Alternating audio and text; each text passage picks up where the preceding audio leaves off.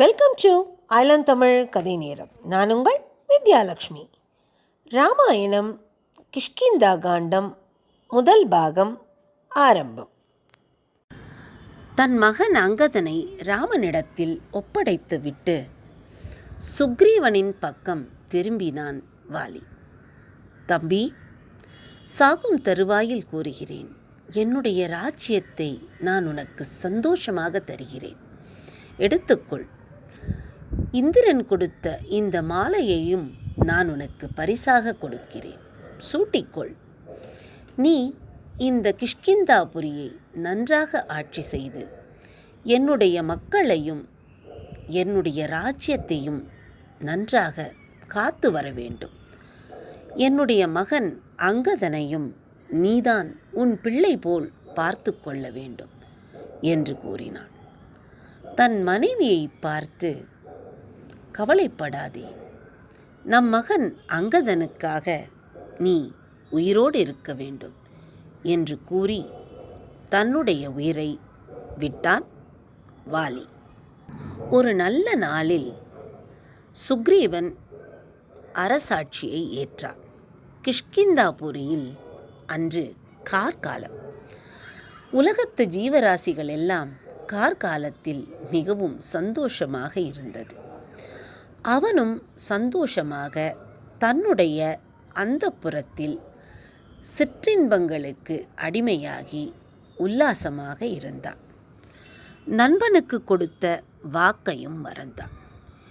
இதை சொல்லி அமைச்சர் ஹனுமான் சொல்லியும் கேட்காமல் தன்னுடைய போக்கை மாற்றிக்கொள்ளாமல் அவன் நடந்து கொண்டான். கானகத்தில் சீதையை காணாமல் வருந்திய ராமனுக்கோ நாட்கள் செல்வது கடினமாக இருந்தது. தன்னுடைய தம்பியிடத்தில் நமக்கு உதவி செய்கிறேன் என்று கூறிய சுக்ரீவன் ஏன் ஒன்றும் செய்தி அனுப்பவில்லை? அவன் என்ன செய்கிறான்? சீதையை ஏன் அவன் தேடச் செல்லவில்லை? உடனே கண்டு கேட்டு வா என்று தன்னுடைய தம்பிக்கு சொல்லி அனுப்பினான். போகும்பொழுது தயவு செய்து அவனை எதுவும் கடுமையாக பேசிவிடாதே, தன்மையாக பேசு என்று அறிவுறுத்தி அனுப்பினான். லக்ஷ்மணனின் வருகையைக் கண்டு அங்கிருந்த வானரங்களும் அங்கதனும் பயந்து போனார்கள். இவனுடைய கோபத்திற்கு நாம் எல்லோரும் ஆளாக நேரிடுமோ என்று பயந்தார்கள். ஆனால் ராமனின் இதோபதேசத்தால் இலக்குவணன் சிறிது சாந்தமாகவே நடந்து கொண்டான். ராமனின் மொழிகளை கேட்ட சுக்ரீவனுக்கு தான் செய்த தவறு புரிந்தது. உடனே தன்னுடைய வானர சேனைகளுக்கும் கரடி கூட்டங்களுக்கும் உடனே ஆணை பிறப்பித்தான். இப்பொழுதே நீங்கள் சென்று சீதாதேவியை தேட வேண்டும். இதுவே என் ஆணை. சீதாதேவி இருப்பிடம் தெரியாமல் இங்கு ஒருவரும் வர வேண்டாம் என்று ஆணை பிறப்பித்தான். இந்த கூட்டத்திற்கு தலைவனாக தன்னுடைய அமைச்சர் ஹனுமானை அனுப்பினார். அவர் கூட வயோதிகரான ஜாம்பவானையும் துணைக்கு அனுப்பி வைத்தான் சுக்ரீவன். வானர கூட்டம் ஆரவாரத்துடன் புறப்பட்டது. அவர்கள் ராமனை கண்டு தைரியம் கூறினார்கள். சீதையுடன் திரும்பி வருவோம் அல்லது சீதையின் இருப்பிடம் அறிந்து வருவோம் என்று கூறினார்கள். ராமன் ஹனுமனை பார்த்து, நீ வாயுவின் பலம் கொண்டவன், அதனால் உன்னால் இக்காரியத்தை வென்று முடிக்க முடியும். முதலில் நீ ஒரு விஷயம் தெரிந்து கொள்ள வேண்டும். சீதாதேவி எங்கிருக்கிறாள்? உயிரோடு இருக்கிறாளா? ராவணனின் இருப்பிடம் என்ன? அவன் அவளை எங்கே அடைத்து வைத்திருக்கிறான்? இது போன்ற அனைத்து விஷயங்களையும் நீ தெரிந்து கொள்ள வேண்டும்.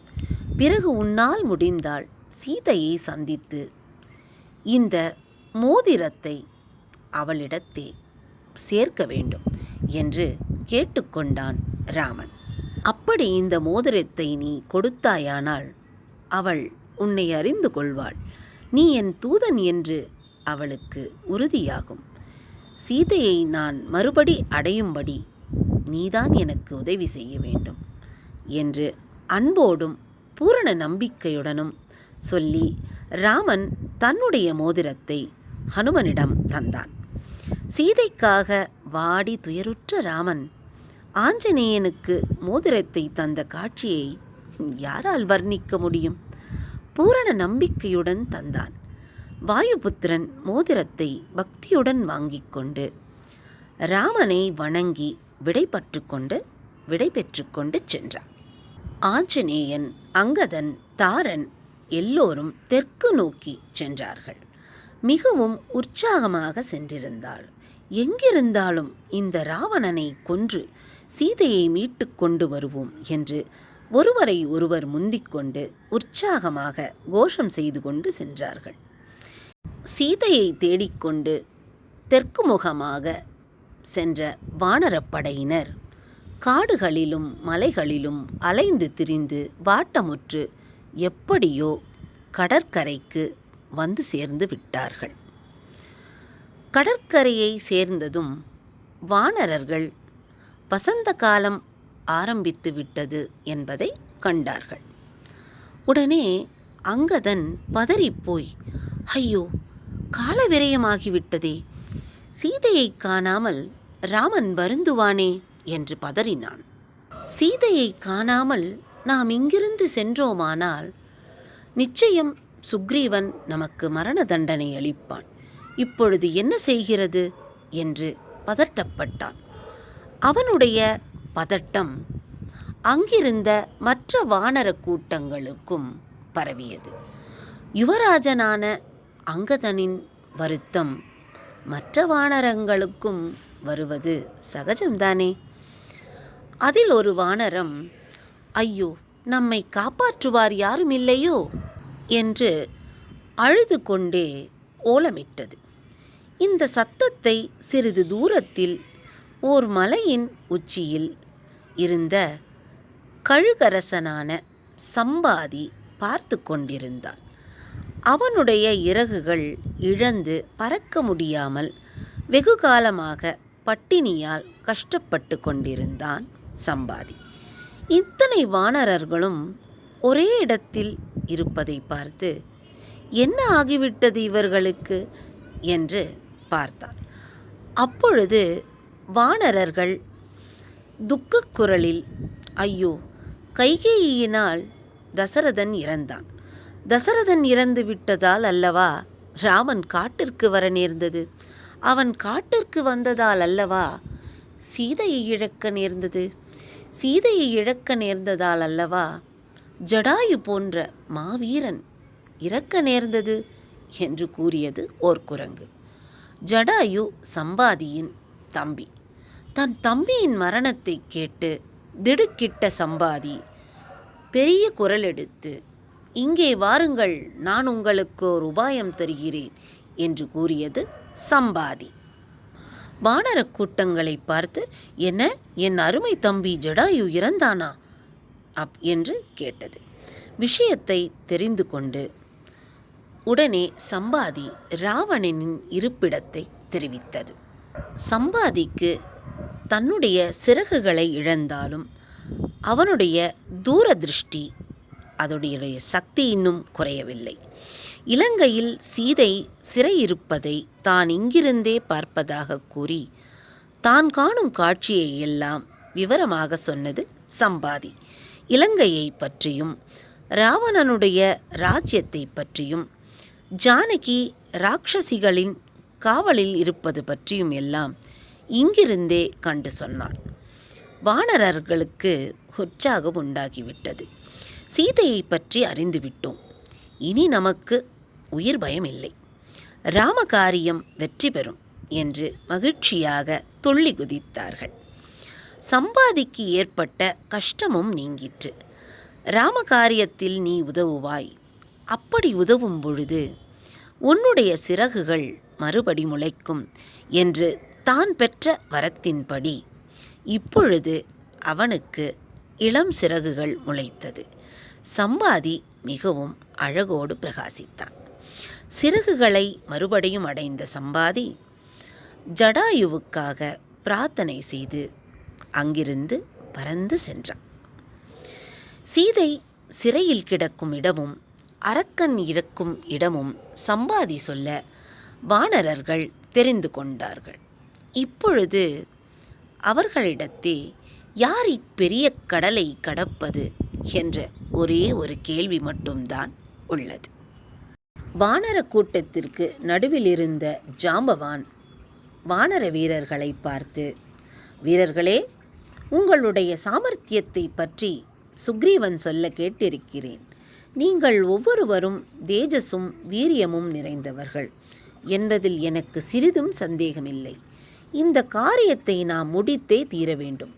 சீதையை காணாமல் நாம் ஒரு நாளும் கிஷ்கிந்தைக்கு திரும்ப முடியாது. அரசனால் அவமானத்தோடு கொல்லப்படுவதை விட இவ்விடத்திலேயே நாம் உயிர் நீப்பது நல்லது. அதனால் சொல்லுங்கள், ஒவ்வொருவராக நீங்கள் எவ்வளவு தூரம் தாண்டும் உறுதியும் நம்பிக்கையும் உங்களிடத்தில் இருக்கிறது என்று கேட்டார். கஜன், நான் 10 யோசனை தாண்டுவேன் என்று அடக்கத்துடன் சொன்னான். கவாக்ஷன், நான் 20 யோசனை தாண்டுவேன் என்றான். இன்னொருவன், நான் 30 யோசனை தாண்டுவேன் என்றான்.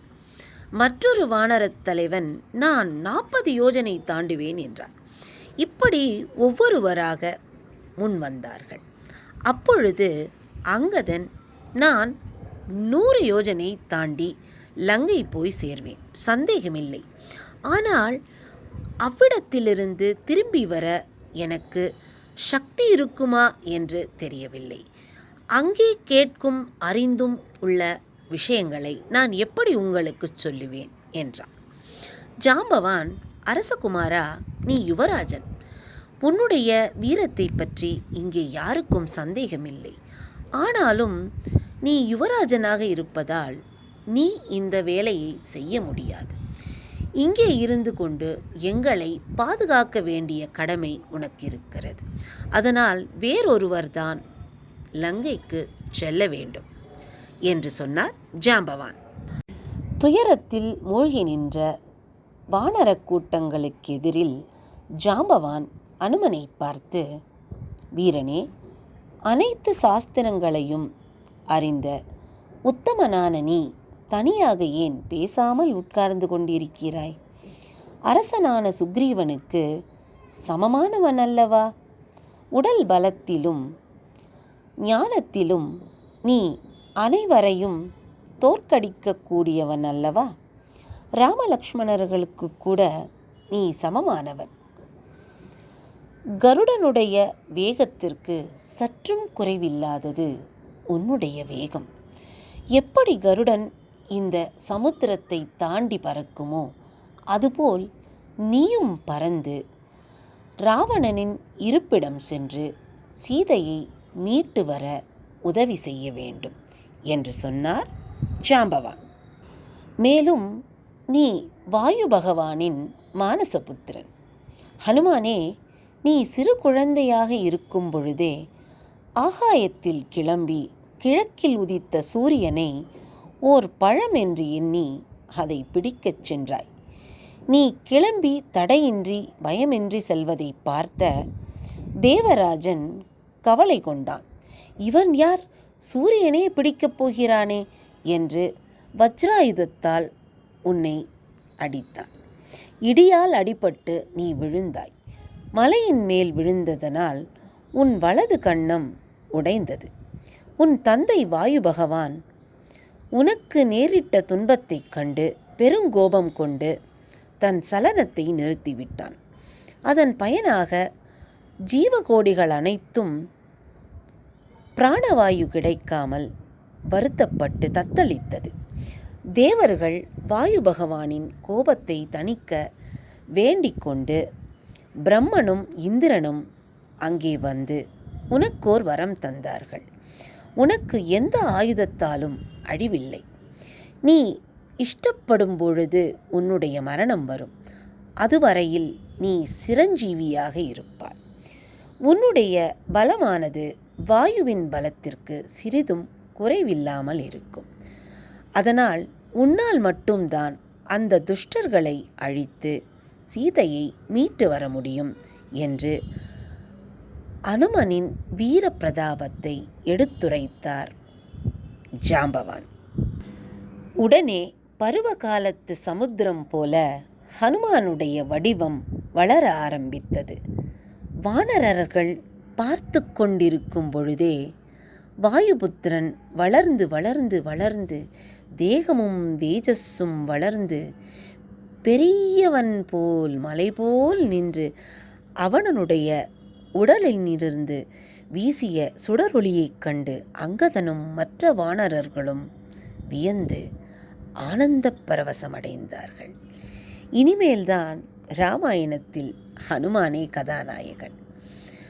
அனைவரும் அவனுடைய லீலைகளை பார்த்து ஆனந்தப்பட தயாராகுங்கள். இத்துடன் இராமாயணம் கிஷ்கிந்தா காண்டம் நிறைவடைகிறது. உங்களை மீண்டும் சுந்தர காண்டத்தில் சந்திக்கிறேன். நன்றி, வணக்கம்.